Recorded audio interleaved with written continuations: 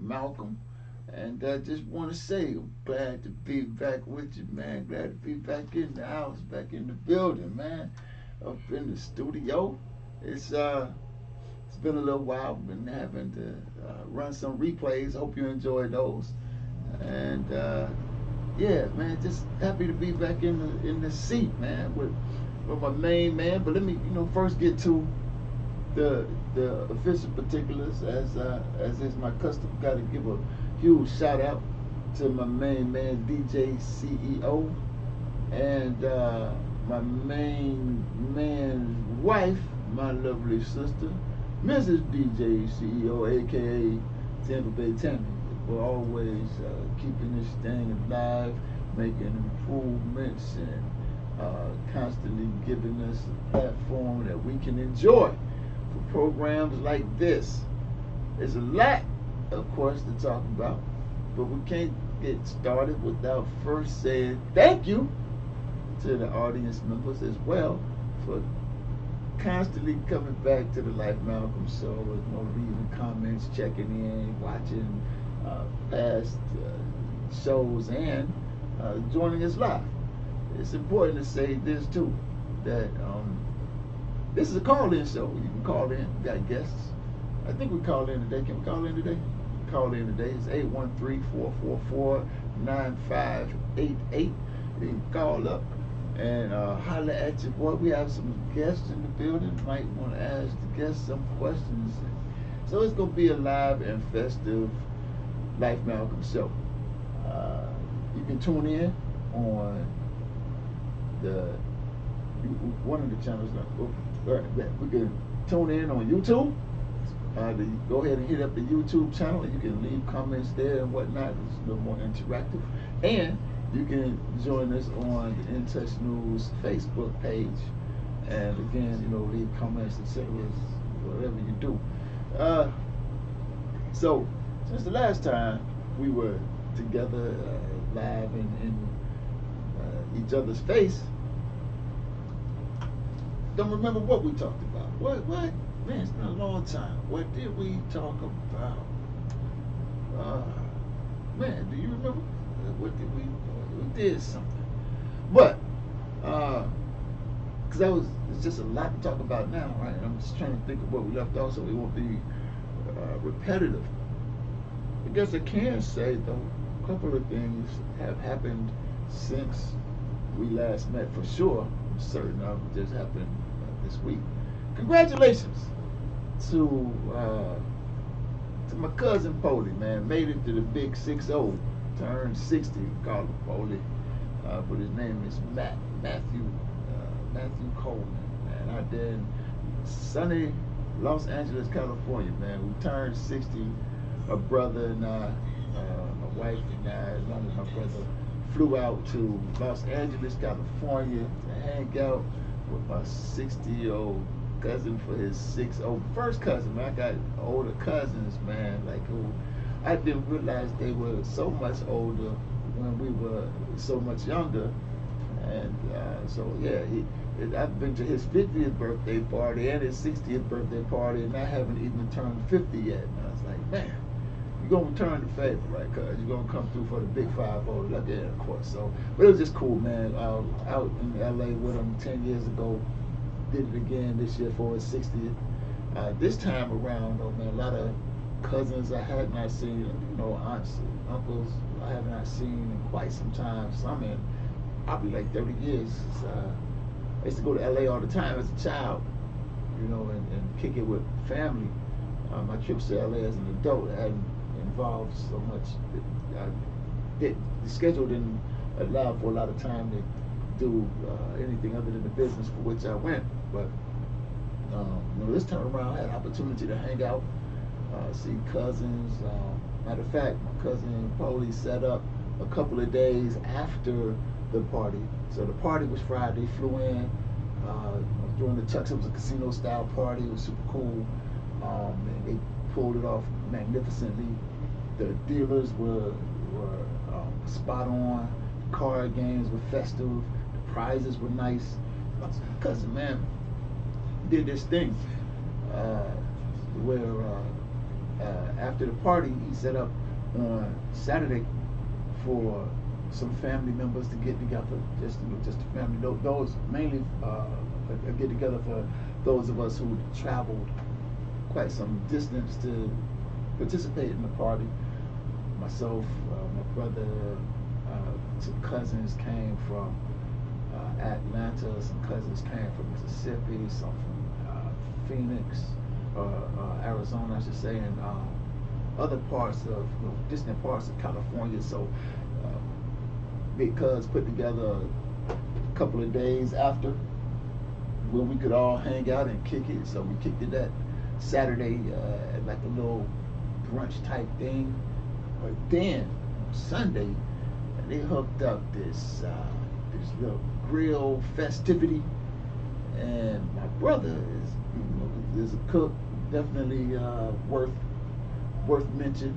So he was on the grill, man. Grilled some shrimp, grilled some lobster tails, and I don't know, some kind of meats.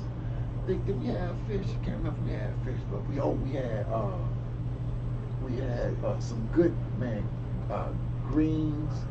My aunt hooked up. I think my aunt cooked the greens, and my cousin, not Polly, but one of my other cousins, kind of making a point to make sure that us non-meat eaters had plenty of veggies. So we had, oh man, something I'm gonna try at the house: steamed cauliflower and sauteed mushrooms. I mean, I don't know what the combination was. Dope. Never thought of it before, but that was delicious.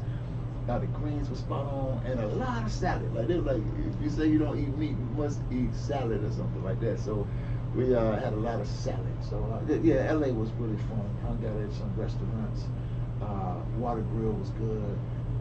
V's Cafe was good for breakfast. Hit that up a couple of times. Cheesecake was off the chain. Yeah, man, just had a all around good time kicking it with family, and that was the highlight of my hiatus from the studio. But I will say a close second, and only because LA was such a rich experience based on the fact that I got an opportunity to see so many people with whom I grew up and share familial ties. But a close second was February 5th was the I don't know how many, 12 times 8 is it's like 96. So it was the 96th, something like the 96th time that we did Grilling, Chilling, and Community Building. And it was the final time too.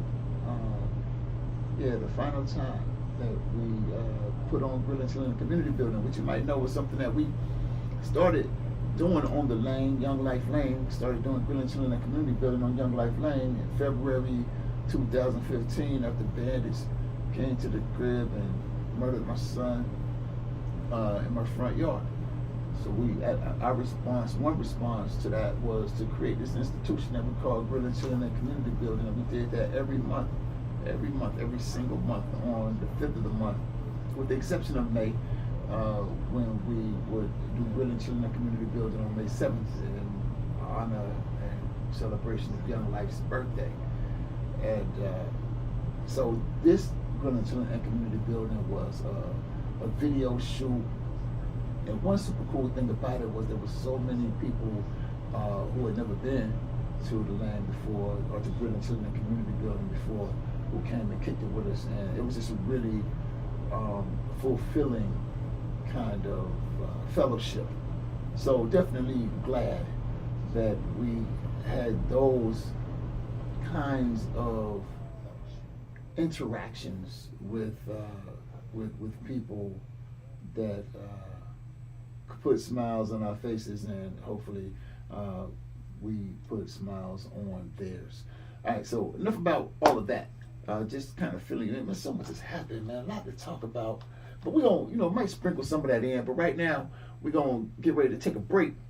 And when we come back from break, we're going to bring our guests to the mic, we have two very special guests, workers in our community, of course, for the benefit and the betterment of those of us who could definitely, let me say it differently, for those of us who definitely should demand more from the city and community where we live. And so we're going to learn about their efforts, their organizational efforts as well, and, you know, what they do individually and as an organization.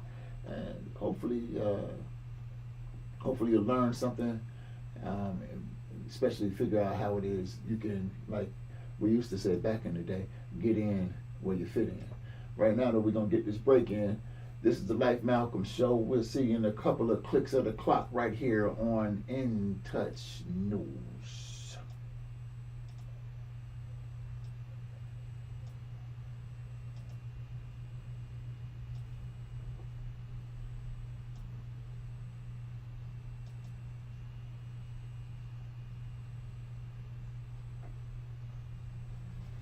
Okay, Life. You good over there? I can hear you, but I'm not hearing you right. You're not full. This microphone is picking you up.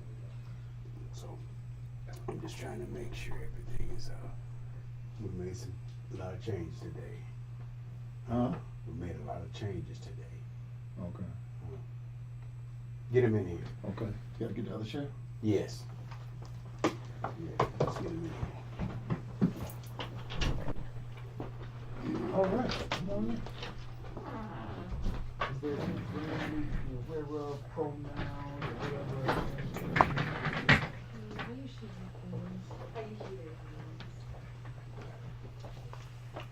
Anything else that you'd be aware of? Anything y'all don't want me to cover? Anything I should bring up? You know, any restrictions? Oh, it's a family-friendly show, so you don't have to worry about me cussing. Daryl, what's up with background? I just Oh, don't worry about it. struggling. Don't worry about it. Struggling. Okay, just talking to the No, mic. this is Natalie and this is Garrett. Hey, Natalie. And Garrett? Garrett. Garrett. Okay. So I'm just basically gonna ask y'all to introduce yourselves and let y'all, you know, tell me about it. Laura? Your name's Laura, right? Yes. Laura sent me something. I think it's somewhat of a guide, but I'm just gonna let y'all talk, man, about what y'all.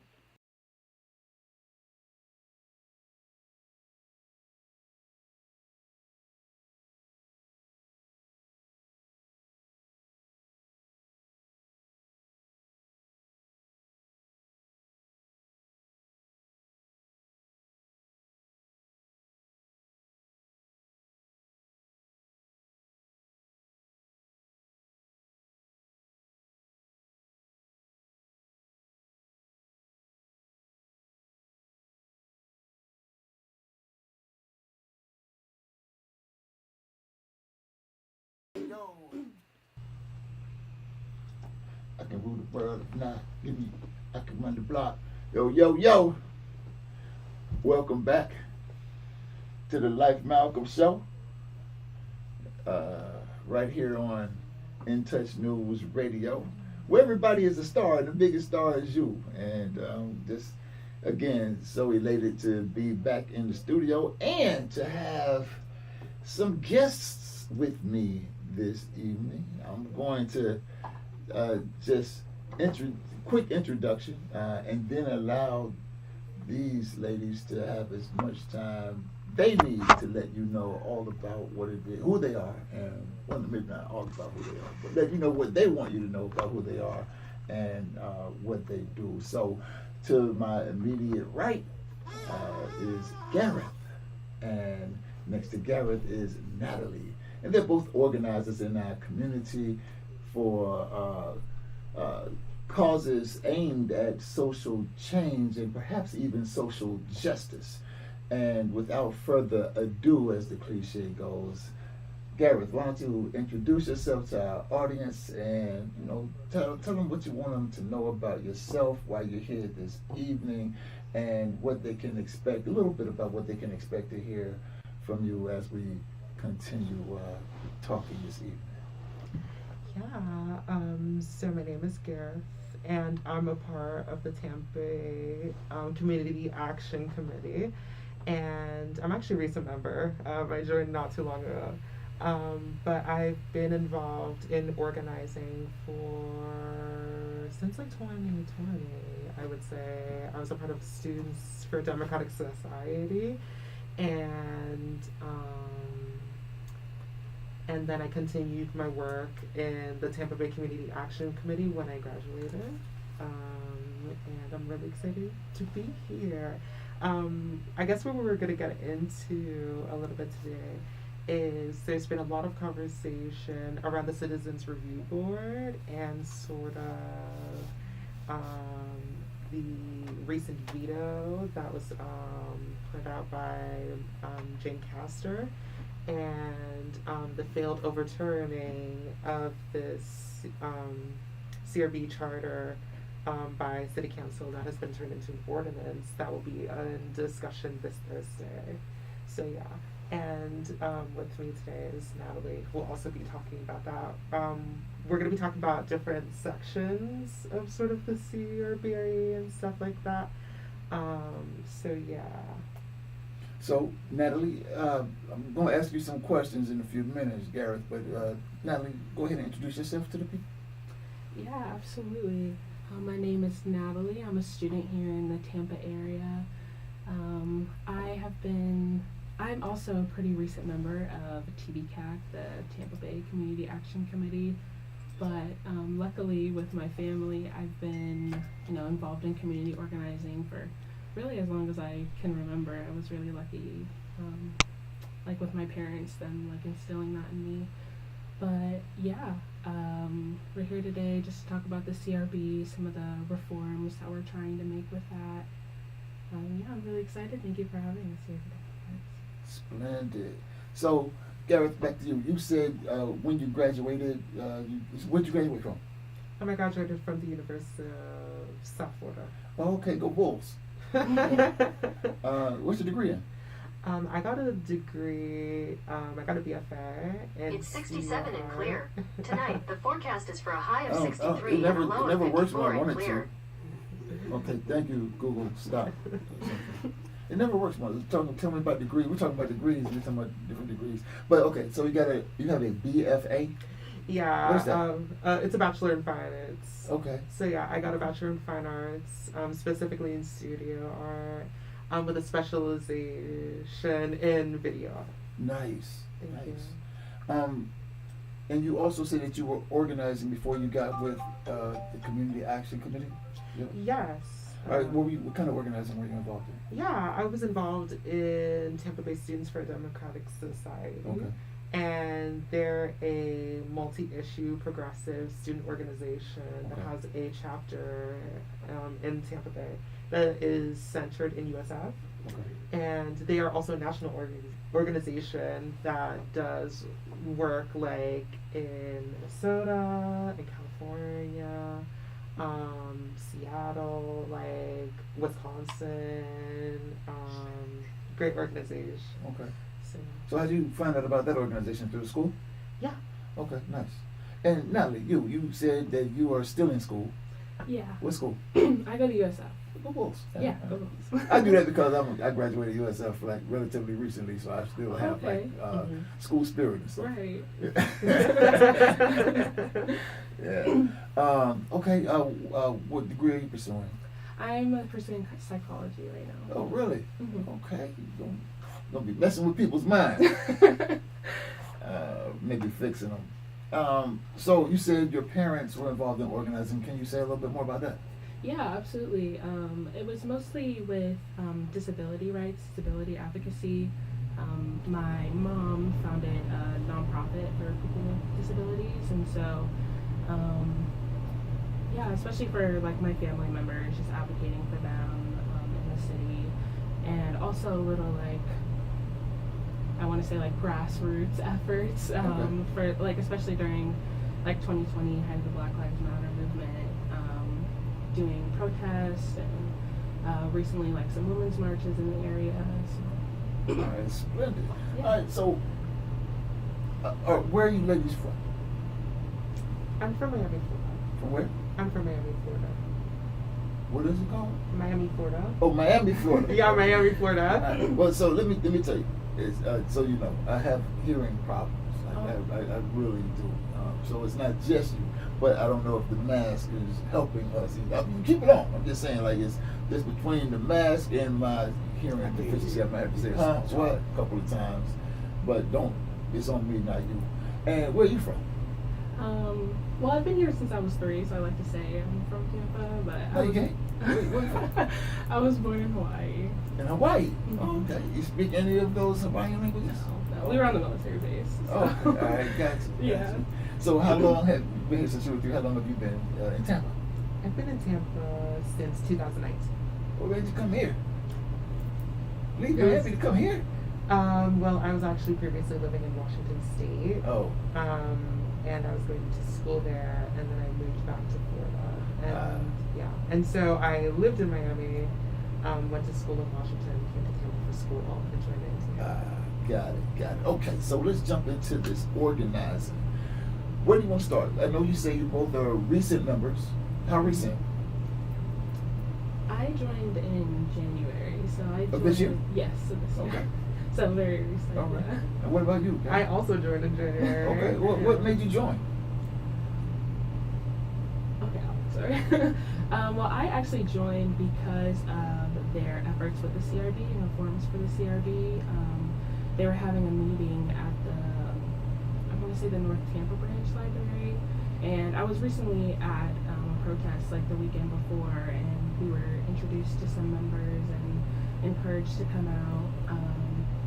Yeah, and I just, when they started telling me about the reforms that they were pushing for, something I was really interested in, and I really liked what they stood for and the places that they wanted to have improvement in our city. And how did you hear about the CAC? It was at a protest. It was a women's march. Where? A women's march. Okay. Mhm. All right. Where? It was over at the Joe Chalora Square. Where is that? Downtown. Downtown. It's Okay. right across from like City Hall. Can I get a little more volume on these lights? Working. Okay. All right. See, every now and then you got to step off stage and holler at the producer. All right. But okay. So, and what made you join in January? Yeah, so I graduated USF in 2022 this fall. And so I really wanted to continue the work that I was sort of doing in SDS and stuff like that. One of our main focuses was the Increased Black Enrollment campaign that we've really been pushing for, and also with that pushing to demilitarize USFPD, the police department on campus. And so I really wanted to sort of continue that sort of work, and I've been following TBCAC for a while now, and the work that they've been doing, and they're also a group that SDS has been working with as well.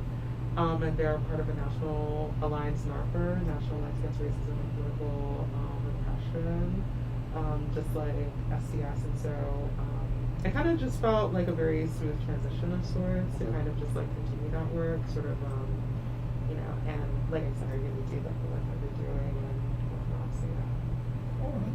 So, I think it's about time for another break. We're going to take a brief moment. As they say, a pause for the cause, and we'll come back and have a discussion about the CRB specifically, and the I don't know, the ins and the outs. People may not know what the CRB is and why it's so important to have people like yourselves rallying around the issue. So we're going to jump into that when we get back after this break. I'm your host, Life Malcolm. This is the Life Malcolm Show, and we'll be right black. It's Black History Month. We'll be right black. Oh, I should say something about that too towards the end of the show. Black History Month. Okay, so you can't hear it in your headphones, can you? I can hear a little bit. Can you hear? Yeah, I can hear like everything. You can hear your voices? Yes. You can hear your, I can I'm hear the my only voice one only can hear. over here though. Oh, so it's me. Oh, okay. You all can hear. I can hear. I just turn my hearing aids up a little bit. So when when they're talking, you hear each other's voice Yeah. in your headphones. Yeah. Yeah. Loud and clear. Yeah, and I can even hear my own voice when I talk. That's why it's like so disorienting. Yeah, I had to. As a matter of fact, I think I can hear it now. Yeah. Does that mean that everybody else can hear us? Yes, it does. But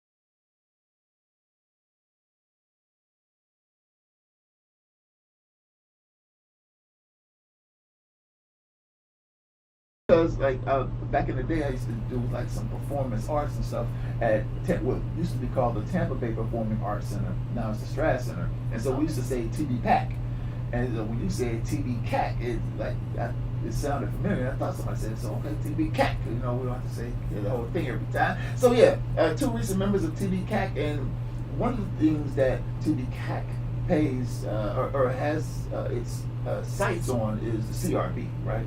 Okay. Talk about the CRB. It stands for Community Review Board, but I'm sure you can say much more than that to the audience. So please, go away. Go ahead, take it away. Yeah, go ahead. Yeah, absolutely.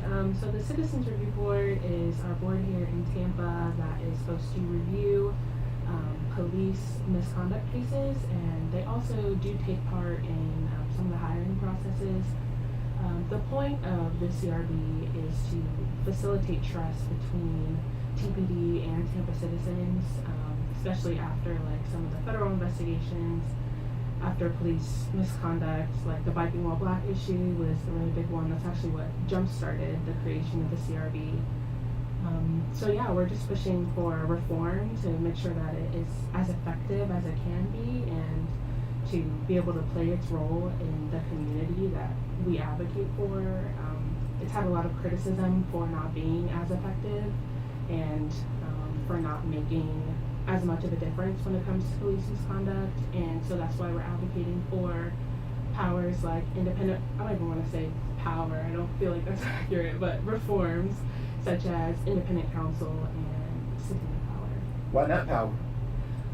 I just feel, personally, I just feel like independent counsel, I feel like that should have been ingrained in it, because I feel like that should naturally be a part of the process, because it's a clear conflict of interest when the people that are the legal counsel for the board are the same representatives for the police department. I don't feel like that's logical. And so I feel like it should have just been a natural part of the process. I think I heard you say that you weren't necessarily advocating for power.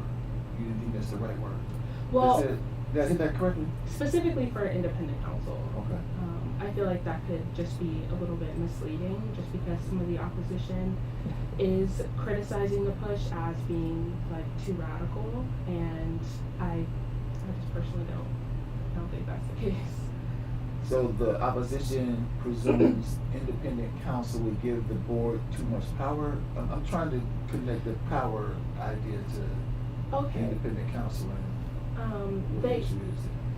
I think it's less about seeing it, well, I'm sure for some it does see it as too much power, too much separation from the city, but others feel that it's just not necessary, and they don't see it making much of a difference. I don't understand the logic for that. I feel like I mentioned before, I feel like it's a clear conflict of interest to Yeah. have city legal counsel being the counsel for the Citizens Review Board. Actually, it seems like there's no conflict of interest, which is the problem, right? You know, if the counsel for the city and is in cahoots with the city, then there's no conflict, right? There's a conflict for the people. Conflict of interest as in like they're defending the TPD and also the Citizens Review Board. That's And what I'm so- saying. oh, But okay. there's no conflict between the Citizens Review Board Oh, I and, understand, and the right. people advocating for the citizens. You know, it's the I see what you're saying. right. Yeah, it's conflict for the people. It's not a Mhm. conflict amongst the group. You know, the police and the dependent council, I guess we could call them, right? Right. Yeah, they're in cahoots, which is a conflict for the people, which the CRB is supposed to serve, right? The interests of the people. Is that the idea? I think so. I think we're on the same page. Yeah. And what do you say, Garrett, Mm. about the CRB and the independent council thing, how it's working out or not?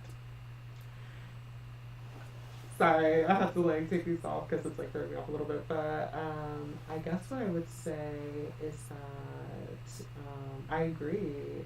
Independent counsel should have been a part of the CRB since day one. It shouldn't have even been a question. It shouldn't have even been like a necessary next step. But of course, like we understand that what happens in the case of like CRBs and stuff like that is that sort of like the mayor and like police unions would do everything that they can to like pull the teeth out and make them as ineffective as possible, which is a huge concern and stuff like that. In addition to independent counsel, there's no subpoena power on the Citizens Review Board in Tampa, which is an issue because that means that we can't call for to receive testimonies and stuff like that. We can't make calls for, it's difficult to make calls for evidence and calls for testimonies, you know. In other places such as Miami, they have subpoena power. And a bunch of other places like in the nation have subpoena power for their like Citizens Review Board and stuff like that. And then, I mean, one thing I can say is that in Tampa, like CRB sort of got their start because there was that investigation that happened on the Tampa Bay Police Department that was that found that there's a pattern of targeting black men for the Viking All Black, and that 80% of those tickets were given to black people, and specifically it was targeting black men. And so because of that, there was that push to call for a Citizens Review Board of the Tampa Bay Police Department, and there was so much resistance from the police union, the mayor at the time I think was Buckthorne, and stuff like that. It was so vehemently opposed to the CRB, but then he decided to allow it to pass under the clause that it would be under, that the CRB would be under the control of the police and be under the control of the mayor, essentially. Right. And so, sort of like we're talking about with conflict of interest, that is a conflict of interest, you know. It needs to be independent. It needs that independence because that independence can work to as an advantage for the people. It could allow the people and communities to not feel frightened by sort of this leverage that the mayor and the police unions are constantly pushing onto us, onto the council members that are supposedly representing us and stuff like that. And stuff like, you know, whatnot. As we can see in like recent city council meetings, there's been like a lot of flip-flopping about this ordinance and stuff like that, and that's because some council members are concerned about whether they're getting police union support and stuff like that. And so And we know that sort of these sort of connections, you know, they're not to be sort of like dismissed. They obviously have a sort of effect in how things go, and I think they very much speak to the ineffectiveness of the CRB at the moment, which is something that we're trying to address and improve. So when you say that some council people need the support or know that they won't get the support of unions, the police union, if they move a certain kind of way, you mean like campaign support, or what kind of support do you mean? Yeah, so as we know, there is the elections that are coming up pretty Right. soon. And so I'm talking about like support for those elections. A lot of council members, they're really concerned about whether they're going to get reelected or not. And something that is a factor, I guess, for the reelection is that police union support. You think the police unions can sway those elections more than the people? You know, It's a question for both of you. It's not. yeah, and it's a good question. And, you know, I think that these council members are, they're so set on that idea. They're so set on the idea that, that they need that kind of support from the police and by extension from the mayor, who used to be a part of TPD for like over 30 years, Jane Castor, but She's a conflict of interest. a huge conflict of interest and is not representative of the people at all.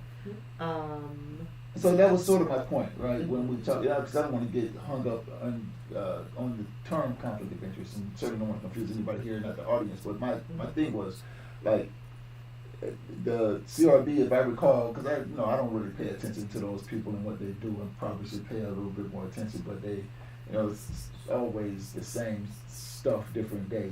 So I hear about it, don't hear about it, sort of. But if I recall correctly, the CRB was supposed to have a certain kind of structure. Like people wanted a certain structure. I think. How many members are there on the CRB?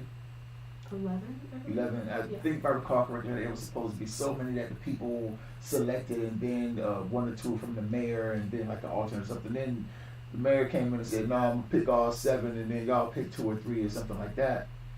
And so the whole thing is set up against the people. There's no real, interest of the people, and the people like the council, let's call them the dependent council, they're working in cahoots with the selected the CRB that the mayor selected, and said, so it's all just everybody just bed partners. There's no conflict of interest for them, to all be in this incestuous relationship.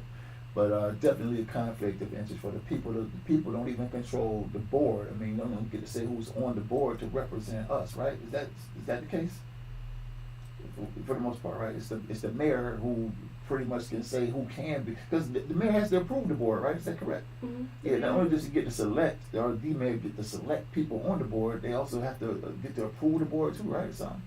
Correct. Yeah. So the mayor personally appoints, I believe it's 5 of the 11 members, and then the other members, like you said, still have to be approved by her. So. Yeah.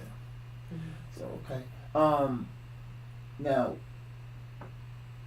is there any hope in sight? Like, is there any progress towards the independent council idea? Like, are there steps to push the progress? Can you talk about that a little bit? Oh, sure, yeah, absolutely. Well, the TPCAC has definitely been pushing for it. There's been a couple roadblocks in the way, especially Like with what? Jane Castor vetoing the referendum for the Tampa citizens to be able to vote on the issue of whether we can have independent council. When did that happen? November, I believe. Yeah, so since then we were pushing for an ordinance to be decided on, but there's been, like Gareth mentioned, there's been a lot of flip-flopping back and forth between the city council members of whether there's support, or sometimes it gets a little muddy of how they're not, as politicians, they're not always so clear on where they stand on these types of issues. Are there any council persons in clear, unequivocal support of the independent council idea? There are a couple. Yeah. Also, I believe that the veto from Jane Castor, totally correct me if I'm wrong. I think that came out actually January. Like that was pretty recent. So it was the veto that came out like January, and then it went like immediately into city council, and then they could have voted to overturn it, and then they did not vote to overturn it, and then they voted to make it into an Did ordinance. anybody vote to overturn it? Any of the council people? I'm just trying to figure out who's on our side. Yeah. Or who looks like they might be. So Goods and Hertech have been like huge supporters Okay. of independent council, and have been huge supporters of sort of reconfiguring the CRB. I don't know if you know this, but Goods actually was a former TPD Yeah, officer. yeah. Known Orlando a long time. Okay. Yeah, I'm born and raised here. Mhm, So, mhm. yeah. Yeah. Known Orlando a long time. How do you two know each other? Church. Believe it or not, I used to go to church. And Orlando used to come to the church I attended when I was a child and met him. And of course, seeing him throughout the community. Grew up here. So. Interesting. Have a story about him one time, and maybe I'll tell you off the air. But good story. I mean, he helped me out. It's a good story, but I just don't want people knowing all my private business. Yeah. Not like they don't already know. But so Orlando Goulds and who else you say something? Lynn Hertech. Okay. Hertech has been like a huge supporter of independent council, and was actually the person to, when sort of there was the issue of the overturning and it not getting overturned. I think she was the person along with, I believe, it was either Citro or Yara who proposed the ordinance. And so one of the two, there was a person who proposed the ordinance but did not vote to overturn the veto. So that was a very interesting. So hypothetically, they're in support of it being an ordinance, but I guess we'll see on Thursday. But I can definitely say those two for sure. And then Maniscalco keeps going back and forth and stuff like that. So yeah. So does TBCAC have like a website or something? We do not have a website, but we do have social media. We have a Okay. Twitter, we have an Instagram, Okay. to which people can keep up with us. So on your social media outlets, do you highlight for people who might visit those pages who like Goulds and Hertech? What's her name? Hertech, yeah. Like those people who are in effect helpful or advocating alongside TBCAC, and those council persons who are not, so that people might be able to use that information to make decisions at the voting booth. Do you all do something like that? Yeah, so on our social media, actually just yesterday we had a public forum event in which we talked about our meetings with the council members that we met with. We weren't able to meet with all of them, but from the people that we did meet with, we talked about sort of what they said and sort of their stances and stuff like that, so people could inform themselves about that. Our member Val gave a wonderful speech that sort of distilled all of the sort of notes and questions and stuff like that into a 6-7 minute speech. So if people want to watch that, it's on our Instagram. We did a live stream of the event yesterday. And Why don't you tell people how they can find you on Instagram, social media? Yeah, I don't know the handles off the top of my head, but I can pull that up right Well, that's a good now. time then for us to take a break. So while Gareth is searching for that information, we're going to take a break and come back with that info and wrap up the show right here on In Touch News Radio and the Life Malcolm Show. We'll be right back.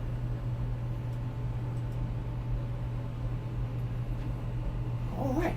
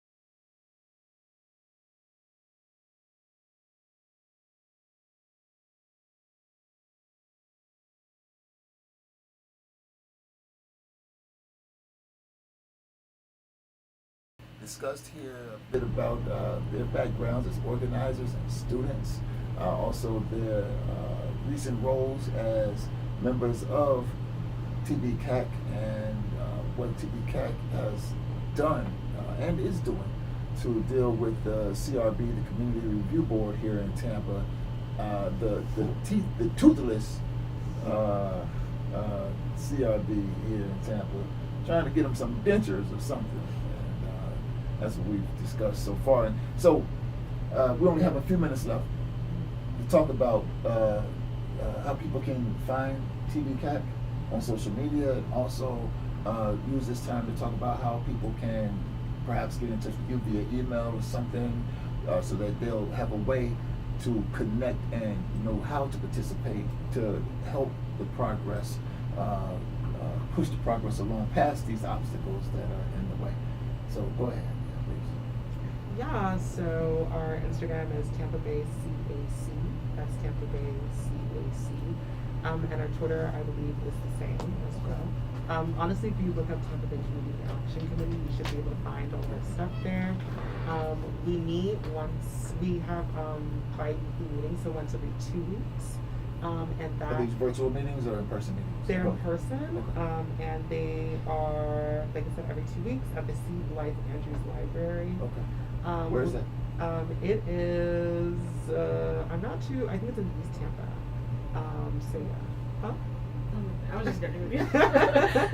And they're at 7 o'clock. We're actually meeting next week. So yeah. There's a city council meeting this week, I believe, in order to talk about that ordinance. And so a bunch of us are going to try and go. So if people would like to go to that, they can find the information for the city council meetings, offer public comment. And I think one big thing I will say is that, like, How long do the meetings usually last? I have no idea. I do think I hear that they are pretty long, but we'll see. But I think, like, another thing I would say is that, like, it definitely doesn't stop at the CRB. We eventually want to fight for CPACs, which are citizen police accountability councils. And the fight for CPACs is like a nationwide thing. In Chicago, they've been making recent strides with ECPS, which is their version of CPAC. It's empowering empowering communities for public safety. They're actually voting on the members for the district council, along with voting for the mayor and voting for a bunch of other positions in the upcoming election. It's historic, it's monumental. I mean, the demand for CPAC actually goes back to the Black Panthers and stuff like that. And so we understand this demand to be like a sort of historic fight for African American communities and sort of a starting off point for the fight for self-determination for African Americans and Chicanos and Latinos and a lot of people who are disproportionately affected by police, also working class and stuff like that. So yeah. Natalie, is there anything you want to add? No, I think Gareth covered it pretty well. Just want to encourage everybody to come out to our meetings, and as well as the city council meeting this Thursday. Okay. And so the C. Blythe Andrews Library, I know where it is. I didn't mean to put you on the spot. It's at it's on the corner of MLK and 26. What's that? Avenue. Yeah. Is that Avenue? Yeah, Avenue. MLK. 26th Street. Yeah. Go with that. Go with Street. Yeah, Street. So C. Blythe Andrews Library. Just Google it. You can find it. So I really want to appreciate you for coming on to the Life Malcolm Show, and look forward to having you again. Certainly with the progress report. Hopefully we'll hear either we got people who are at city council, out of city council, if they weren't working the way we want them to work. Hopefully we'll hear that we're able to get the CRB some. Now I said dentures earlier. We don't want them to have false teeth. We got false teeth now. We want to have some real teeth. We want to have some bite. And so we look forward to hearing from you in the near future. Is there a date, like when's the next big thing? Is the next big thing the election, or is there another city council meeting where they're going to put something to a vote, or like what's the next big thing happening? We have yet to plan that. We'll most likely plan that at our next meeting. Okay. But sort of, I guess, the sort of sort of our next, it's not an official event or anything, but since a lot of us just tend to go to the city council meetings, Okay. people want to just like flood the room, you know. I mean, that's what the police do. They flood the room to and the their, city and their council. wives. Yeah, and They show up. so it's one of those things of like, why can't we do that? I saw one down there at the convention center. They had, I think something was going on at the courthouse or something. They had the meeting at the convention center. It was all in there mad, a bunch of unfortunate faces in the crowd, picking at the people who stood up for the people. You know, they were like, you should support the police. You blue lives matter. It was crazy. So yeah, we need y'all to come out too. And stand with the people against, not necessarily against the police, but against the BS that we see the police put out when it comes to the CRB. All right, so that's that part of it. So I just want to say that it's Black History Month, and this whole discussion, in my view, is about power, political power, and the freedom that comes from having that political power. One of the things that Chairman Amari Satella teaches and has taught for over 50 years is that we have to have dual and contending power. Dual meaning that power has to exist at the same place at the same time, but not just a power that goes along to get along, power that does not conflict, but a power that in fact does contend. Malcolm X said it best, certainly said it well when he said that if we're independent, that means when they have their flag, we have our flag. They have their army, we have our army.